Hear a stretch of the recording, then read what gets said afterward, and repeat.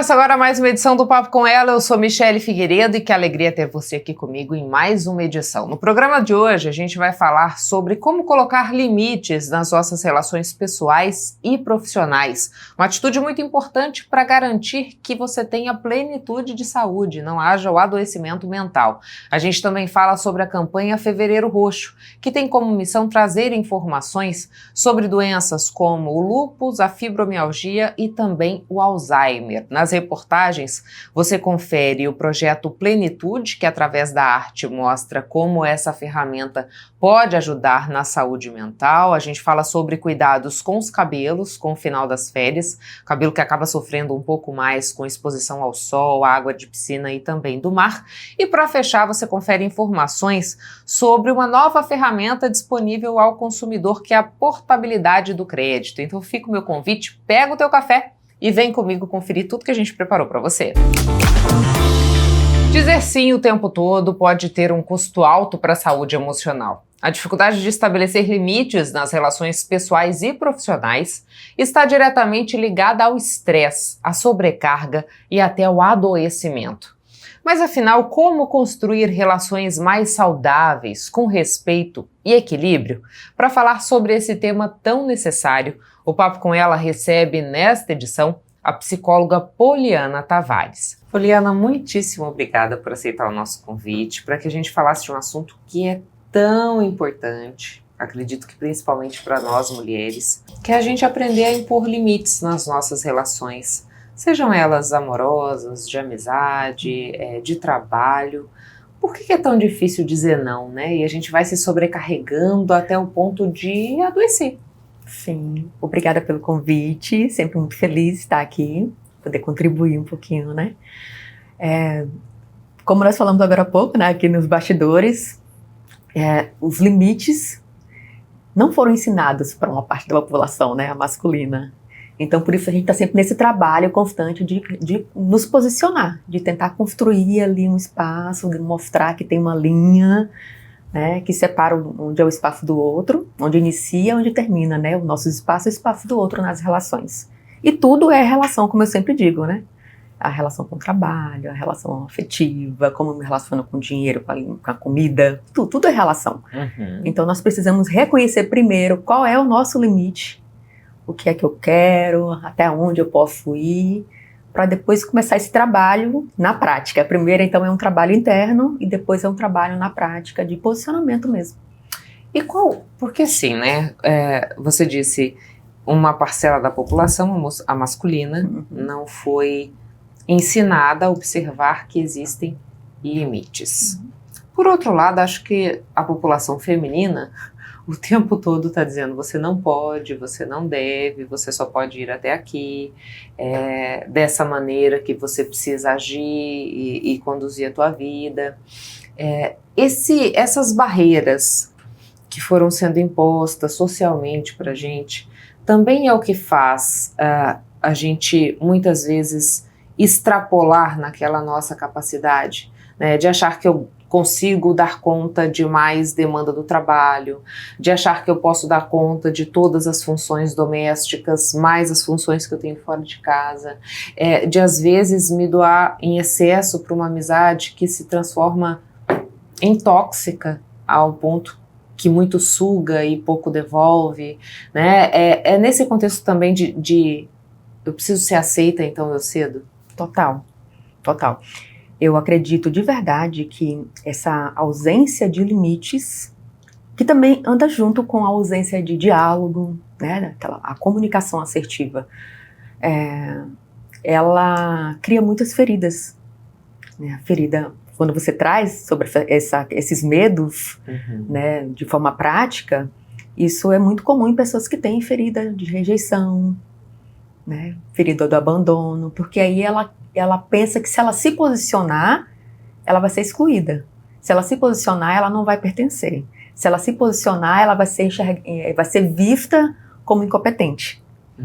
Né? Então, na relação com o trabalho, é muito visível, junto com a falta de comunicação, que é o posicionamento através sempre da comunicação, né?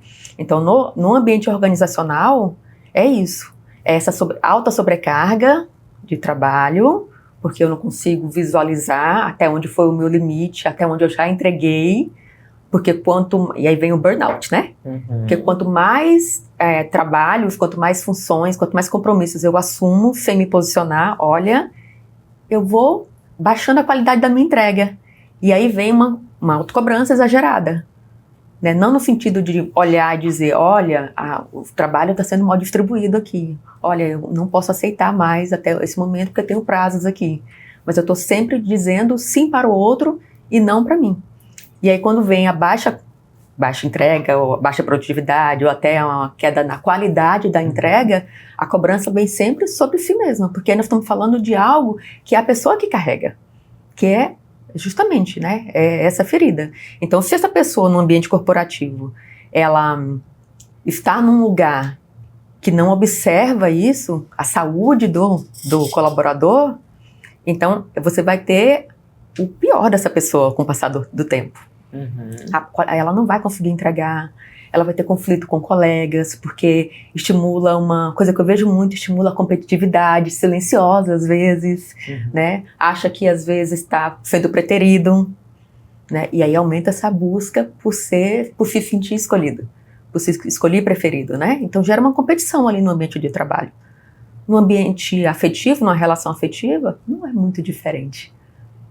E a partir do momento, Poli, porque assim, por mais que eu não consiga impor limites, por mais que eu não consiga dizer não, chega um momento em que essa situação se torna insustentável. E se eu não consigo transmitir essa barreira, né, que é inegociável para mim, chega um momento que tudo isso se torna insustentável. E muitas vezes o que a gente vê é uma reação até agressiva na tentativa de resgatar esse limite que não foi imposto desde o começo. Né? O que explica isso? Esse comportamento. A gente também não foi ensinado a ter uma comunicação assertiva, né? A ter um diálogo que seja civilizado até. Não sei se esse é o termo para se usar. Então, mas eu não acredito que nós fomos ensinados a ter essa comunicação assertiva. Isso é muito recente, né? Porque normalmente quem a gente vê explodindo e sendo criticada são as mulheres no ambiente corporativo, nas relações afetivas. Justamente, primeiro, porque nas relações sempre são duas pessoas, no mínimo duas pessoas interagindo, né? Então, se uma parte não tem clareza sobre o seu limite, ao mesmo tempo eu estou transmitindo uma mensagem visível ali de que não tem limites para serem respeitados, né? Faça o que bem entender a pessoa vai tolerando, ela sabe que tem um desconforto ali às vezes, mas ela passa por cima, e aí como não foi de fato ensinado a ter essa comunicação, chega um momento que ela explode, né? Isso em qualquer relação, é a mesma coisa. Só que é comum nós vermos homens explodindo, homens falando mais alto, se tornou naturalizado na nossa cultura. Agora a mulher aí é um destempero, né? É uma desregulação emocional. Isso para qualquer relação, seja na relação com o trabalho, que é histérica, relação amorosa, né? É a louca, que não tem controle emocional. Mas quem disse que mulher tem, né? Nós somos seres cíclicos, né? Então, se nós estamos num ambiente que está sempre, o tempo inteiro, exigindo muito de nós, aumentando a nossa autocobrança, porque ela é pré-existente ali, chega um momento que, de fato, não tem como. Satura, né? Satura, sozinho não é possível. Né? Eu acredito de verdade que o suporte profissional, eu chamo de rede de apoio profissional, é muito importante para você se visualizar, para você melhorar o seu diálogo interno, para depois você começar a treinar, escolher algum ambiente para treinar. Às vezes chega paciente para mim que tem uma dificuldade no ambiente corporativo, mas aí eu faço aquela leitura do sistema todo, de todas as relações. Vamos escolher uma relação para você treinar um posicionamento, porque a dificuldade dela, ela está visualizando, o maior incômodo dela é na relação com o trabalho. Mas permeia todas. Mas é um padrão que se repete nas outras relações. Então vamos olhar para qual relação você acha que é possível você fazer um treino para conseguir se posicionar melhor. Onde é possível você demonstrar os seus limites, você falar com mais clareza sobre os seus limites. E aí ela vai treinando. É como um efeito dominó, um efeito cascata. Você consegue numa relação e aí você se sente mais capaz para aplicar aquela mudança nas outras relações. Aqui também é preciso que a gente tenha um pouco de noção de comunicação não violenta, Poliana, porque quando a gente se sente sobrecarregado, quando uma coisa pesa demais, é normal que a gente tente romper com aquilo, como a gente já disse, né? De uma forma que seja incisiva. E para que eu seja incisiva e coloque um ponto final naquilo que está me desgastando, me adoecendo, me prejudicando, eu levante o tom, eu seja de alguma maneira mais áspera.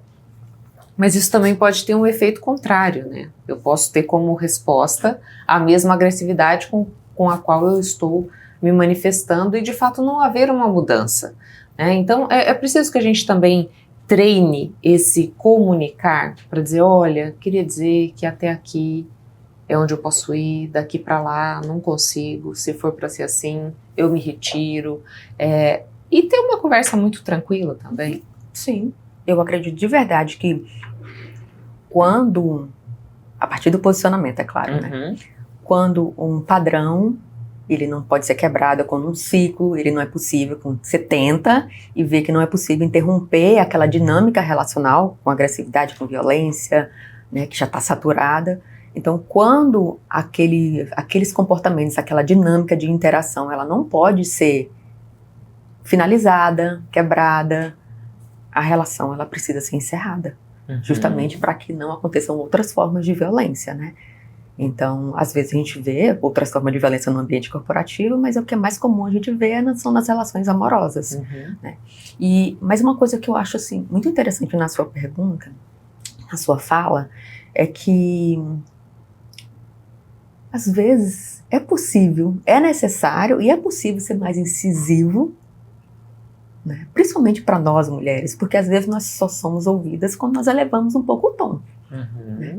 É óbvio que nós precisamos saber, ter conhecimento de qual ambiente que nós vamos poder fazer isso.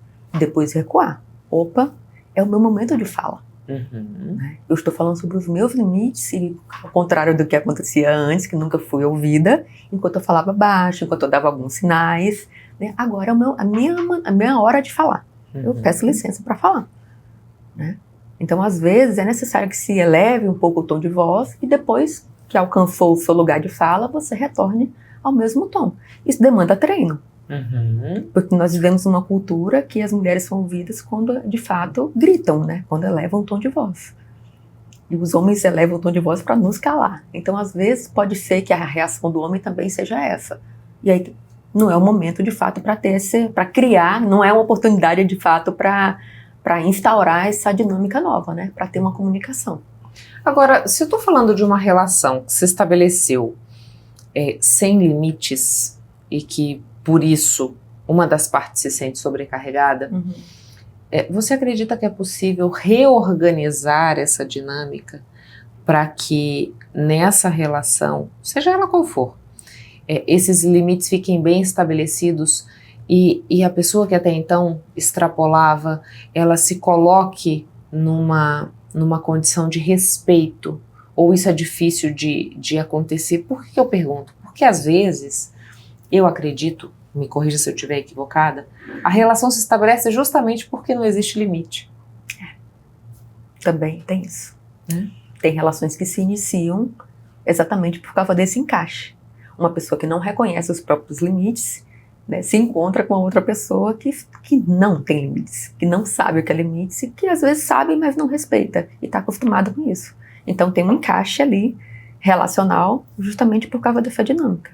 A partir do momento que alguém desperta, né, no sentido de, olha, acho que não está legal. Ver o que é esse incômodo e eu preciso, é falta de posicionamento, eu preciso me posicionar.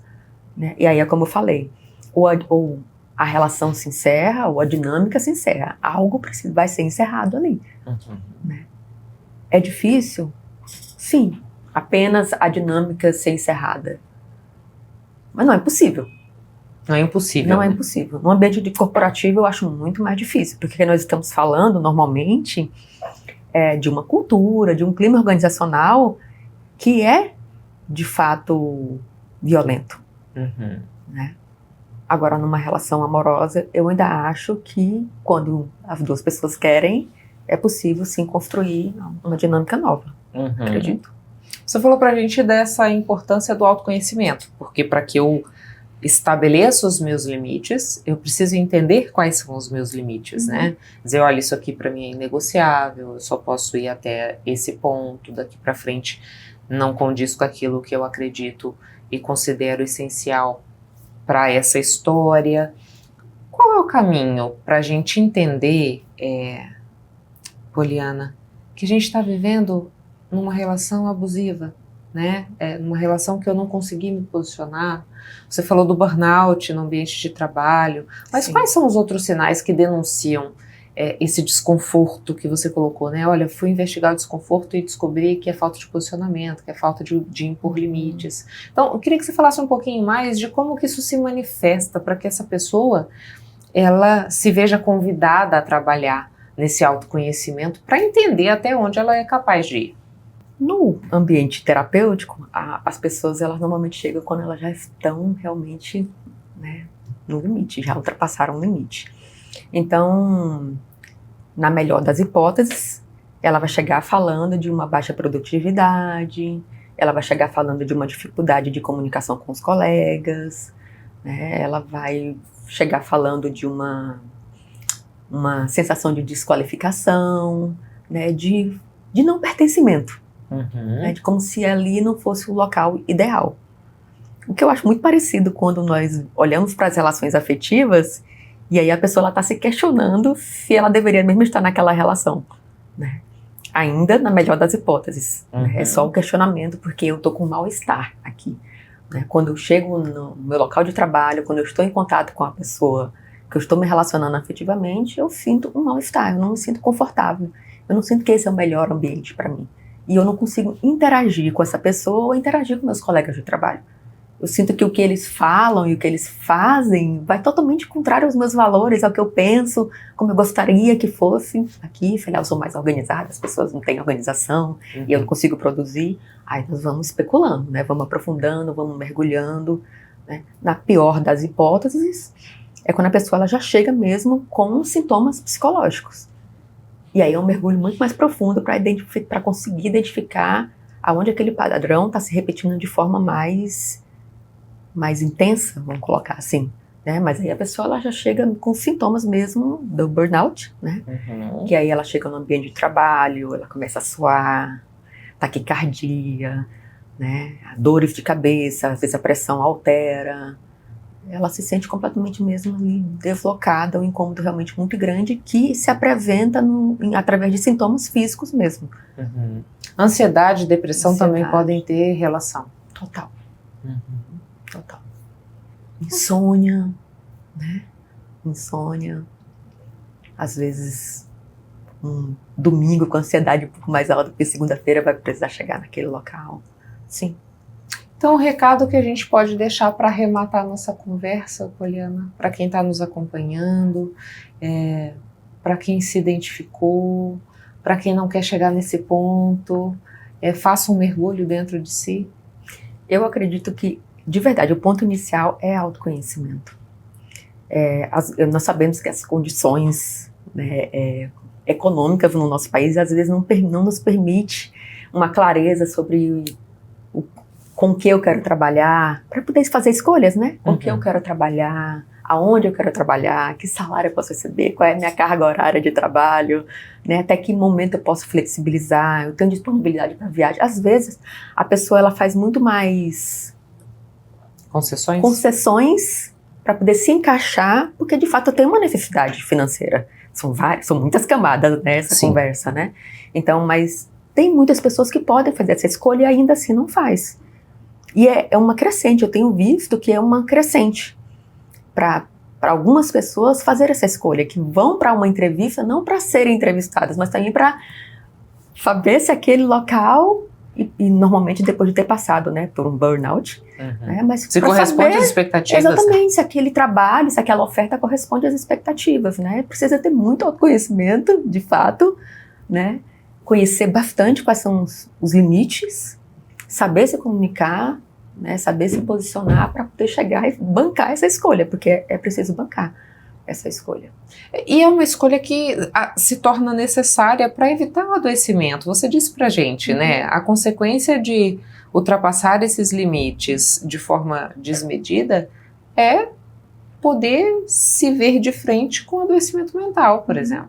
E limites nem sempre são barreiras. Muitas pessoas enxergam como uma barreira, né? Um muro, porque a gente fala ali, limite, né? A palavra diz isso. Só que nas relações é diferente, né? É um pilar fundamental. Não está dizendo sobre barreira, está falando sobre qualidade. Quando você tem espaço para dizer qual é o seu limite, está dizendo que aquela relação ela tem qualidade. Se você não sente que tem espaço para falar sobre os seus limites, não é uma relação saudável, seja profissional ou afetiva. Muito obrigada pelas informações. Eu que agradeço. Deixa eu te contar uma boa notícia para a nossa saúde, daquelas que fazem a diferença na vida da gente. Depois de 30 anos de espera, o governo do estado inaugurou o melhor hospital público do Brasil, que já está atendendo. Você já viu como ele é? O Hospital Central de Mato Grosso tem 6 andares, mais de 32 mil metros quadrados com estrutura moderna, equipada com tecnologia de ponta e muito conforto, coisa que só tem nos melhores particulares do Brasil. São quase 300 leitos para atender casos de alta complexidade, 60 leitos de UTI, 10 salas cirúrgicas que vão fazer cirurgias super complexas, como cérebro, coração, transplantes e até cirurgias robóticas. E o melhor, tudo isso é de graça. Mas não é só isso, o atendimento é feito pelo Einstein Hospital Israelita, que é considerado o melhor do país, um dos melhores do mundo. Com um hospital tão incrível desses, é impossível não sentir orgulho de viver em Mato Grosso, né? Hospital Central, o melhor hospital público do Brasil. Esse foi um recado do governo de Mato Grosso. Não saia daí que o papo volta já já.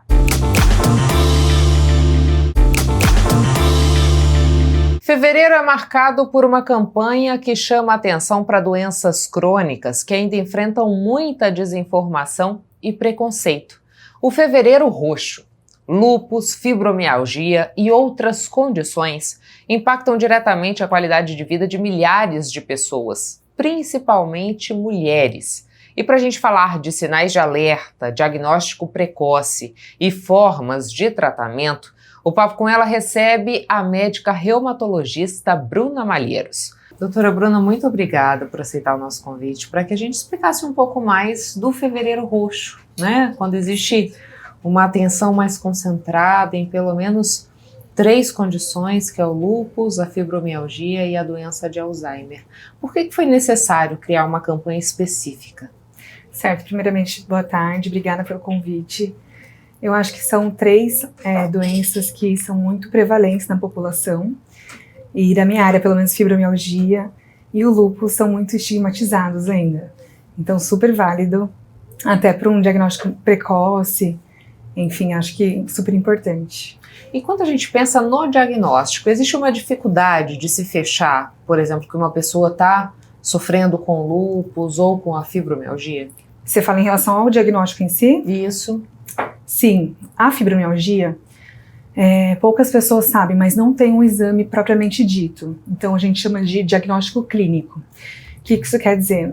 O paciente vai no nosso consultório, passa por uma avaliação médica, exame físico, e aí a gente junta todas essas informações, né? Claro, a gente pede exames laboratoriais até para afastar outras patologias, mas o diagnóstico sendo clínico, ele é muito difícil nesse sentido, porque o principal aqui da fibromialgia é a dor crônica, isso que realmente incomoda os pacientes, né? E quando você tem essa dor crônica incapacitante, e você não tem um diagnóstico que a gente pode mensurar através de um exame, é muito difícil, né? Então elas sofrem, passa de médico em médico, falando que enfim, lombalgia, né, dor na coluna, ou algum outro acometimento de dor, outro que não é fibromialgia. Então até ela achar o diagnóstico e começar a tratar de fato, leva um tempo. Por isso que é interessante a gente vincular e falar sobre a importância, né, da fibromialgia, que é essa tríade, eu costumo falar, que é a dor crônica, o sono, né, enfim, conturbado, uma insônia, ou dificuldade de manter o sono, tá? E a questão do humor também super importante. Então, o paciente às vezes vai ter um humor um pouco mais triste, ou um humor mais depressivo, tá? No caso, um humor mais irritado, enfim, vai variar de paciente para paciente. E também uma queixa muito frequente é a questão da fadiga. A fadiga é algo que realmente elas reclamam bastante no geral.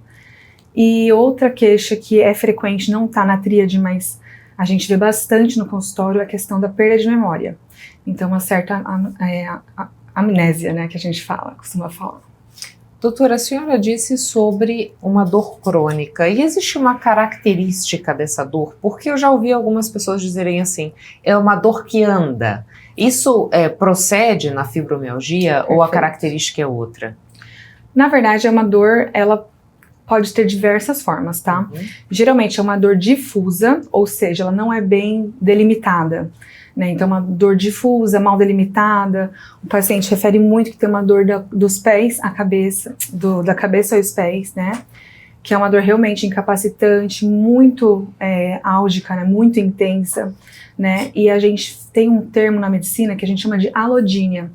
O que é isso, né? É a sensação não dolorosa que causa dor na paciente. Ou seja, o ar-condicionado, por exemplo, quando em contato com a pele do paciente, vai sentir dor. Um abraço, às vezes ela reclama muito do abraço do filho, do marido, que não consegue dar porque realmente sente dor naquele ato, né? E um outro exemplo importante também de alodínia, ao tomar banho. Então aquela paciente vai sentir a água como se fosse um estímulo doloroso. Então muitas dessas coisas podem causar dor. Não existe uma regra, né? Não tem uma regra, não é uma dor necessariamente migratória. Pode até ser, mas geralmente é uma dor difusa e mal delimitada. E existe um manejo que devolve uma qualidade de vida para o paciente que é diagnosticado com a fibromialgia? Sim, com certeza. Isso é importantíssimo a gente falar também. O principal tratamento da fibromialgia, e isso eu falo todos os dias no consultório, é a atividade física. Então, assim, quando o paciente nos procura, eles vão muito na intenção de sair com um medicamento milagroso, né? Infelizmente, a gente não tem ainda. Claro que temos várias opções de medicação que são eficazes, tá? Porém, ainda a evidência é mais forte em relação à atividade física. Então, manter o corpo, né, em movimento, seja qual atividade física for. Então, eu costumo falar, não, para fibromialgia específico, tá? Não tem uma atividade física que é melhor do que outra. Então, se o paciente gosta de fazer caminhada, hidroginástica, natação, dança, academia mesmo, né, musculação, eu deixo o paciente à vontade, desde que ele faça atividade física regular, né, e constante, porque isso vai ser realmente fundamental para a melhora desse paciente. A regra é manter o movimento. Isso Exatamente. É por conta da produção hormonal? Não necessariamente, né, o movimento em si, ele estimula várias coisas, hormonal com certeza, mas vários outros neurotransmissores que fazem parte, né, desse mecanismo da fisiopatologia da fibromialgia.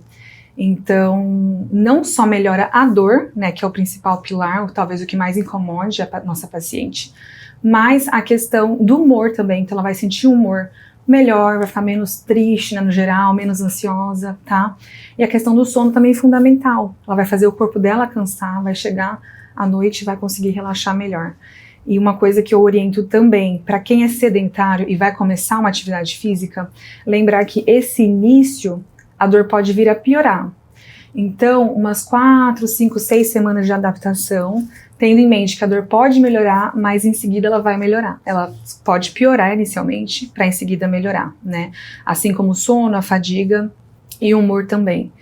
Esse é um recado importante, porque às vezes a paciente começa a sentir mais dor e aí para, então... Se sente desestimulada. Desestimulada, né? Exatamente. Quando a senhora sempre se refere, né, à paciente, mulheres são as que mais sofrem? Sim, sem dúvida. Eu tô falando aqui no feminino, né, realmente as mulheres são nosso principal alvo, né, infelizmente. Grande maioria, mulheres, sem dúvida nenhuma, meia idade, assim, tá? Entre 20 a 40 anos, mais ou menos. E existe uma origem, né? O que desencadeia essa condição? Assim, ainda a gente não sabe dizer exatamente se tem algum fator desencadeante de fato, mas com certeza o fator emocional ele pode predispor, né? Claro que não é uma única modalidade, né? É um mecanismo multifatorial que a gente costuma falar. Então, fatores ambientais, hormonais até, né? Por isso que mulheres na pós-menopausa também podem desencadear fatores emocionais, então a perda de alguém querido, né? Pode ser um fator, um trigger que a gente chama, né? Um gatilho para você desenvolver, mas também tem um componente genético. Não é uma doença hereditária, né? Claro, mas ele tem um componente genético também. Então, quem tem na família pode vir a ter também, tem uma chance um pouco maior do que na população geral. A senhora falou sobre essa peregrinação, né? Médico após médico, não haver um exame específico para se fechar esse diagnóstico, e sim um exame clínico e por eliminação para se chegar na fibromialgia. Se a gente for pensar no tempo, doutora, que leva para que uma mulher consiga chegar à conclusão de que ela tem fibromialgia, a gente está falando de quanto? Olha, muito variado, difícil essa pergunta, né? Isso varia bastante. Às vezes, na verdade, igual eu falei, o diagnóstico é difícil. Então, o contrário acontece também. Por exemplo, às vezes ela tem a fibromialgia e o diagnóstico demora a acontecer, em torno de anos, não vou saber dizer bem, tá? Mas o contrário também existe, ou seja, o paciente é diagnosticado inicialmente com fibromialgia, mas se você for investigando mais, ele acaba tendo uma outra condição, né, uma outra doença. Hanseníase, então, por exemplo, se encaixa nisso? Várias, hanseníase, as próprias doenças da reumato, né, o lúpus mesmo, artrite reumatoide, então... claro que a fibromialgia a gente fala que não é um diagnóstico de exclusão. O que isso quer dizer? Não é que ela tem uma doença, né? Por exemplo, a paciente tem lúpus e ela não possa ter fibromialgia. Ela pode ter as duas condições e não é tão incomum isso acontecer. Mas às vezes o paciente chega com um diagnóstico fechado de fibromialgia e quando você investiga pode ter outras condições, entendeu? Então o contrário também é bem verdadeiro nesse sentido. Vamos falar um pouquinho do lúpus, então, que a senhora disse que pode ser confundido e pode acontecer ao mesmo tempo. Não. O lúpus já é uma doença autoimune. Perfeito, uma doença sistêmica autoimune, né? E só um leve lembrete aqui pra gente saber o que é a doença autoimune. Então, nosso corpo contém células de defesa, que é justamente nossos soldadinhos ali para combater vírus, bactéria, fungo, tá? Que a gente tem o contato diariamente, né? No meio ambiente, enfim. E essas células de defesa acabam atacando o nosso organismo, né? Acaba ocorrendo uma disfunção, né, no nosso organismo e ocorre esse ataque. E quais células, então, ela gosta de atacar? Principalmente pele, então lúpus é muito comum mancha de pele e articulação. Então dor articular, inflamação articular, né? Seguida aí de articulação mais inchada, né, vermelha, enfim. Entre outros, né? O mais comum são esses dois, mas a gente pode ter acometimento renal também no lúpus, de sistema nervoso central, no coração, pulmão. Então, é uma doença multissistêmica. E ela pode ser fatal? Pode ser fatal. Hoje, graças a Deus, a gente tem vários tratamentos, né? Hoje a gente tem um mundo de tratamento e graças a Deus tem vindo muitos outros estudos, né? Com outras medicações novas, então... por isso que eu bato na tecla, o diagnóstico precoce é fundamental para o prognóstico dessa paciente. Então, pode ser fatal sim, mas se ela identificar esses sintomas, né, e procurar um médico, de preferência um reumatologista, que é o médico, né, especialista dessa doença, e fazer esse diagnóstico precoce, a chance dela evoluir bem, né, ao longo dos anos, né, com a adesão do tratamento certinho, acompanhamento regular no médico, é muito boa. Então, assim, o diagnóstico precoce é fundamental.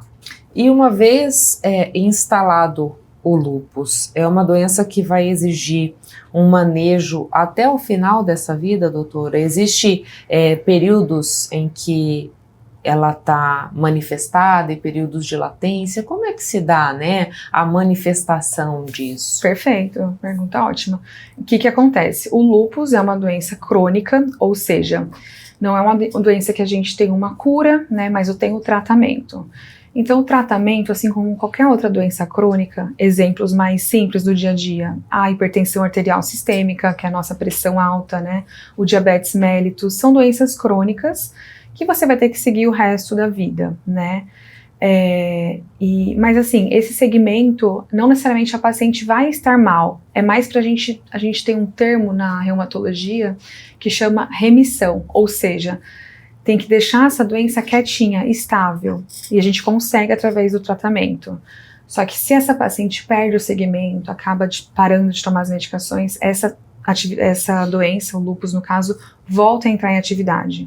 Então, o acompanhamento, sim, regular é super importante para a gente manter sempre essa doença em remissão até o final da vida dela. Mas sendo um segmento regular, ela vai manter uma qualidade de vida excelente. Aqui também existe prevalência entre mulheres ou ela não tem uma característica de gênero tão forte? Mulheres também. Mulheres mais jovens nesse caso, tá? Mulheres mais jovens, entre 20 e 30 anos. Tem o lúpus juvenil também, que acometem crianças, tá? Mas na nossa área de adulto seria essa faixa etária mais ou menos. Com certeza mulheres. Homens também, menos frequente um pouco. E doutora, eu tenho uma amiga que ela tem o lúpus e faz esse acompanhamento, e ela contava um pouco da história dela sobre a mancha em formato de borboleta. Ela ficou gestante e quase perdeu a vida nessa gestação, porque nesse período ela ainda não tinha o diagnóstico do lúpus. Então eu queria que a senhora pudesse falar um pouquinho mais dessa característica, né, se ela é recorrente dessa mancha em formato borboleta no rosto, e se é possível gestar tendo lúpus, né? Perfeito, ótima pergunta também. Bom, essa mancha, né, que a gente fala em asa de borboleta, que a gente chama, né, na medicina de rache malar, é uma vermelhidão que acomete essa região da face, né, então bem a região da bochecha. E é uma mancha simétrica, ou seja, tem dos dois lados de forma bem parecida, né, e ela é uma lesão fotossensível, ou seja, quando o paciente está exposto ao sol, essa mancha tende a piorar, tende a ficar mais vermelha em atividade, tá? Então é muito comum, tá? Porque a senhora disse dessa faixa etária, que as mulheres são bem jovens quando descobrem. Exatamente, da gestação, da perfeito. Gestação, isso. Sim, pode gestar. O que acontece? Essas pacientes, elas têm que estar nesse período de remissão que eu expliquei, que é quando a doença está quietinha, está bem controlada, tá? Então, o paciente estando em remissão, pelo menos aí 6 meses bem da doença, sem nenhuma atividade recente, né, a gente pode sim orientar ela a começar a pensar em gestar, mas sempre com orientação médica. Por quê? Tem algumas medicações do lúpus que não podem ser tomadas durante a gestação, a gente chama de teratogênicas, né?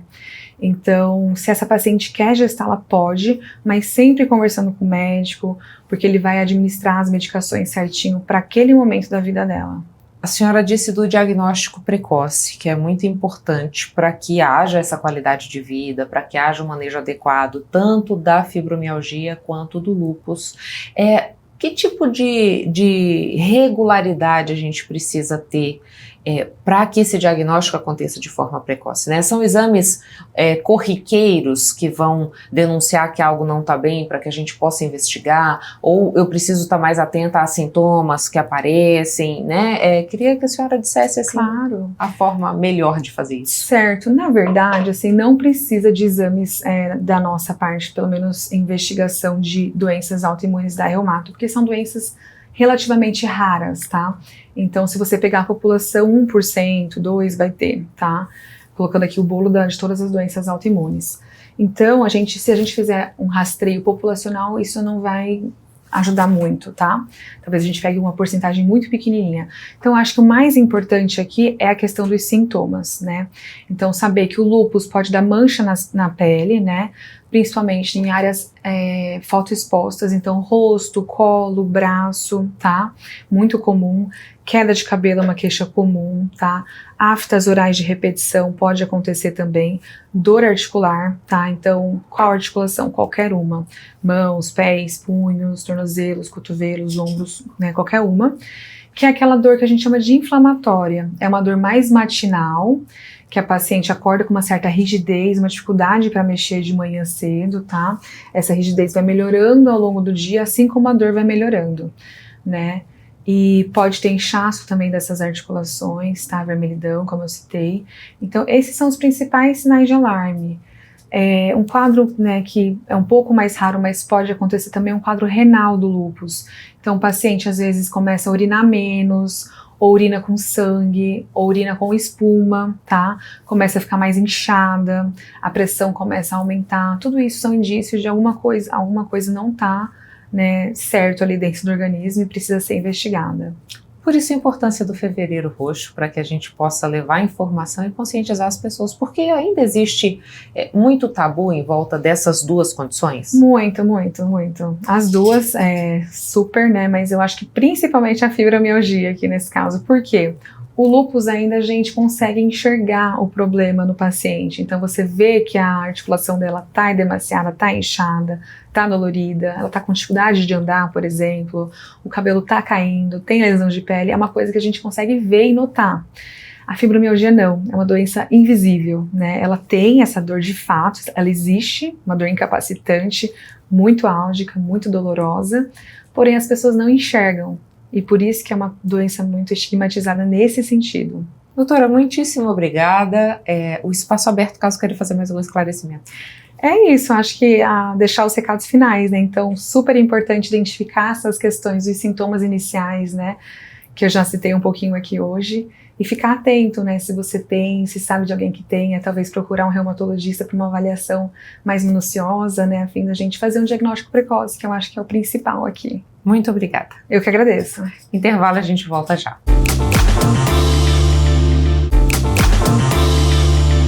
Sabe, todo esse conteúdo que vai ao ar aqui no Papo com Ela, ele também fica disponível no nosso canal no YouTube para você ver e rever quantas vezes quiser e para compartilhar com outras pessoas que você sabe, que se afinizam com o tipo de conteúdo que a gente produz aqui no Papo com Ela. Você ainda não está inscrito ou inscrita no nosso canal no YouTube? Então fica o meu convite, inscreva-se, porque assim você não perde nenhum assunto do papo. Para facilitar a tua vida, a gente preparou esse caminho aqui, o QR Code que está na tua tela. Basta mirar a câmera do celular para ele que ele já te dá o caminho para você integrar a nossa comunidade lá no YouTube. Sabe onde mais você pode acompanhar a produção do Papo com Ela? No site nossarepublica.com.br.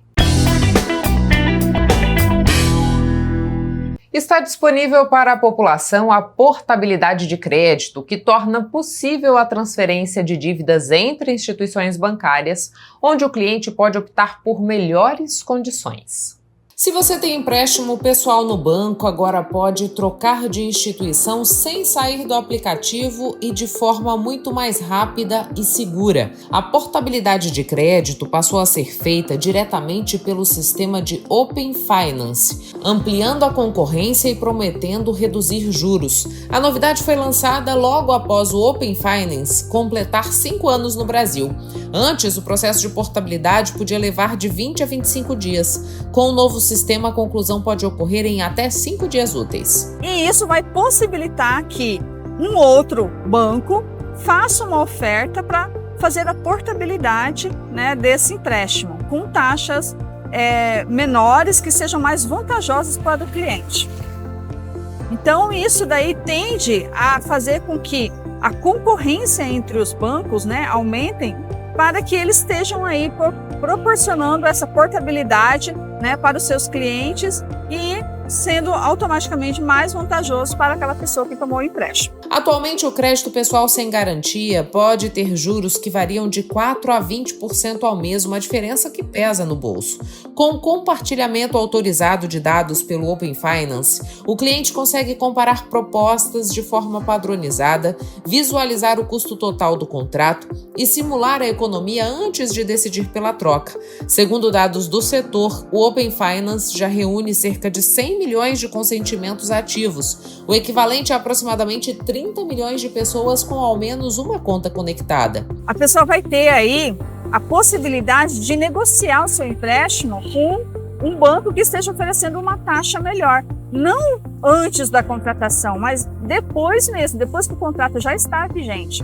Então, assim, isso vale para empréstimos consignados, CDCs, né? Futuramente também já vai estar disponibilizado para contratos imobiliários, então o financiamento do seu imóvel, que se um banco estiver oferecendo uma taxa melhor, você pode pegar e migrar o seu contrato para o outro banco que está com uma melhor taxa. Para pedir a portabilidade pelo Open Finance, o caminho é simples. Acesse o aplicativo do banco para o qual deseja levar o empréstimo, autorize o compartilhamento de dados, compare as condições do contrato atual com a nova oferta, leia o contrato e assine digitalmente. O banco original ainda pode apresentar uma contraproposta antes da conclusão. Em um cenário de juros elevados e orçamento apertado, informação e comparação podem ser ferramentas poderosas para reorganizar a vida financeira. Na hora que a pessoa fizer isso daí, e se ela tiver aí uma oferta com uma taxa de juros melhor num outro banco, ela sempre tem que fazer a comparação com a mesma quantidade de parcelas que ainda faltam para ela quitar. Então, por exemplo, a pessoa tem um contrato de algum empréstimo que falta 12 parcelas para ela quitar esse empréstimo. Então, na hora de fazer a comparação com o outro banco, você tem que fazer também simulando, faltando ainda 12 parcelas para você quitar no outro banco. Porque não adianta também o banco concorrente dizer que ele está com uma taxa de juros menor e aumentar o prazo da dívida. Então, o prazo tem que ser o mesmo para fazer uma comparação correta.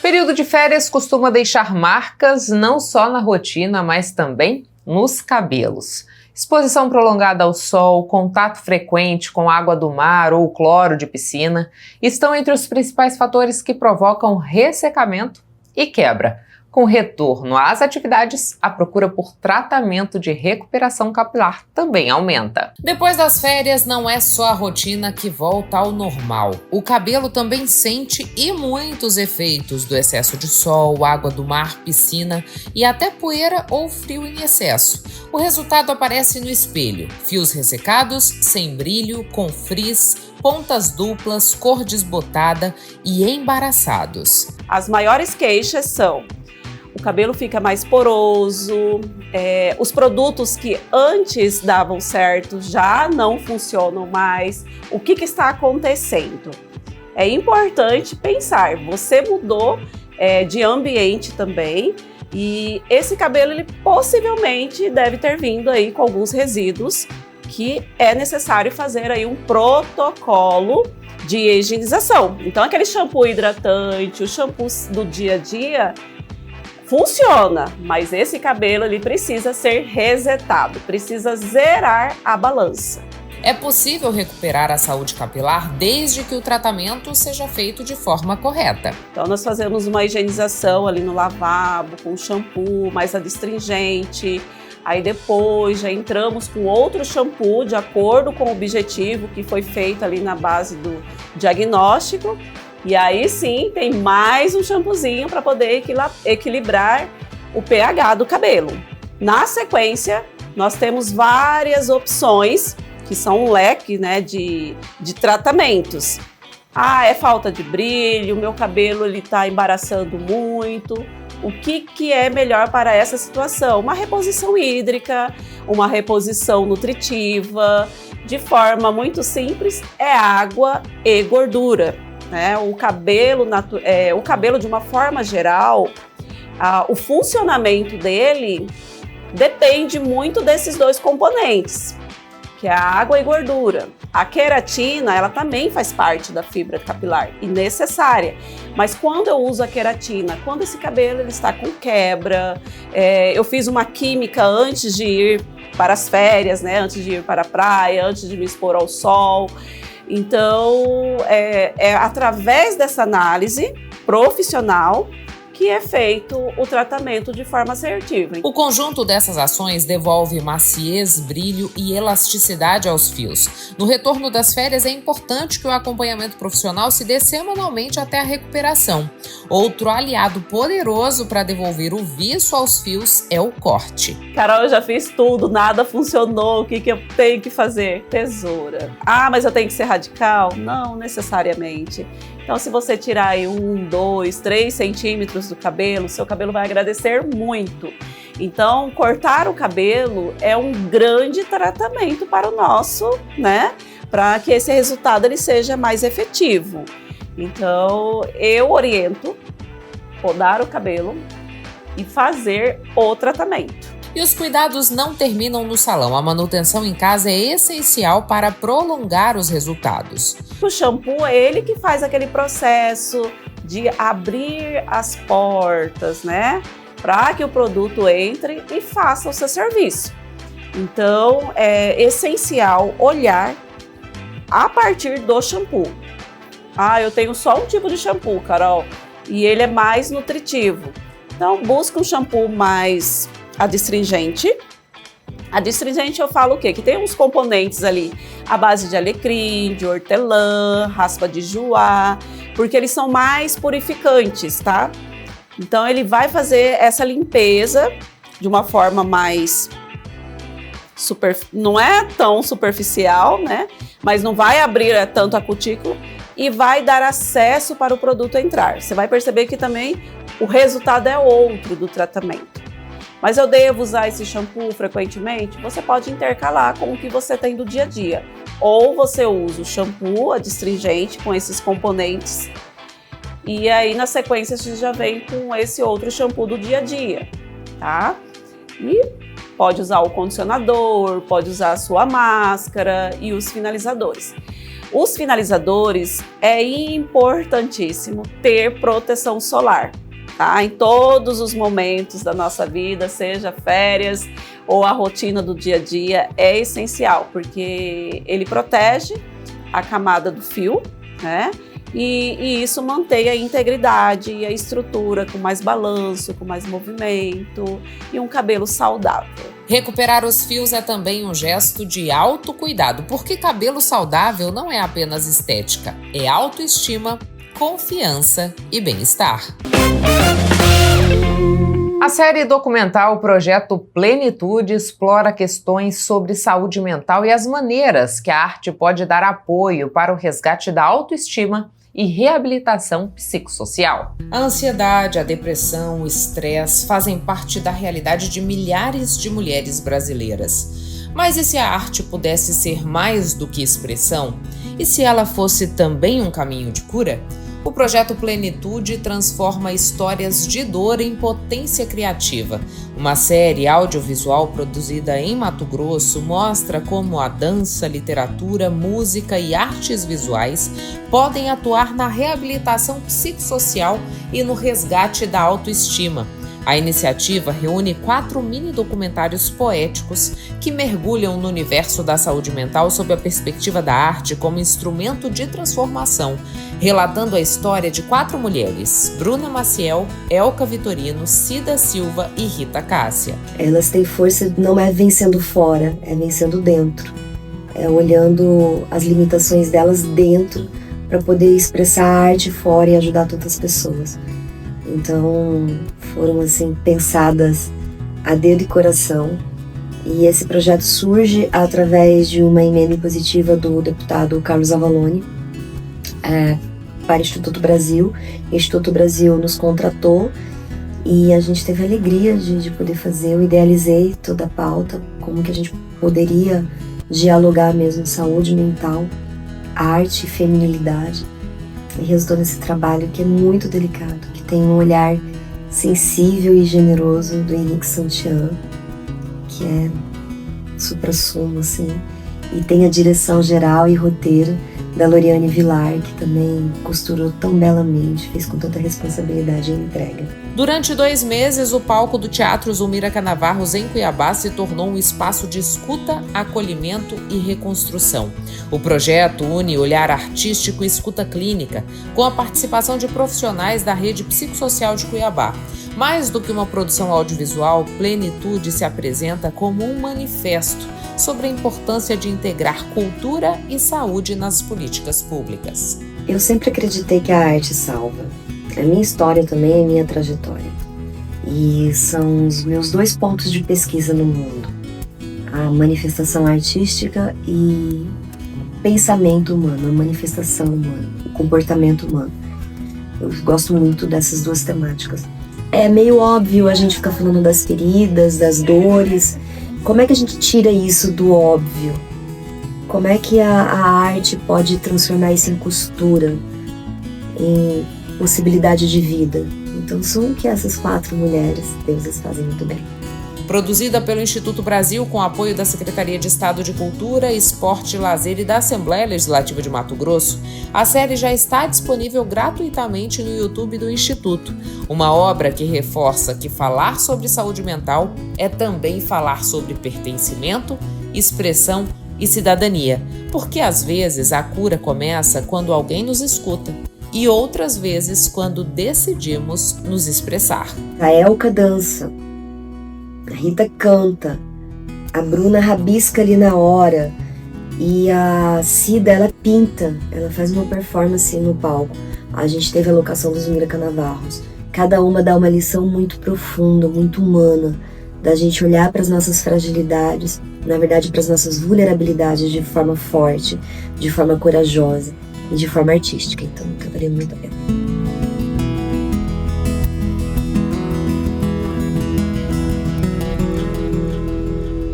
Chegamos ao fim de mais uma edição do Papo com Ela. Que alegria, felicidade e honra é ter você comigo aqui até esse momento. Antes de ir embora, eu quero te fazer um pedido. Siga o Papo com Ela no Instagram, no Facebook, inscreva-se no nosso canal no YouTube e nos ajude a fazer o programa. Para isso, você pode mandar sugestões do que você gostaria de assistir aqui no Papo com Ela. Pode mandar pelas nossas redes sociais e também por esse endereço de e-mail que aparece aí na tua tela. Tenha um excelente fim de semana. Na sexta que vem eu tô de volta e espero mais uma vez poder contar com a sua companhia. Um beijo e até lá!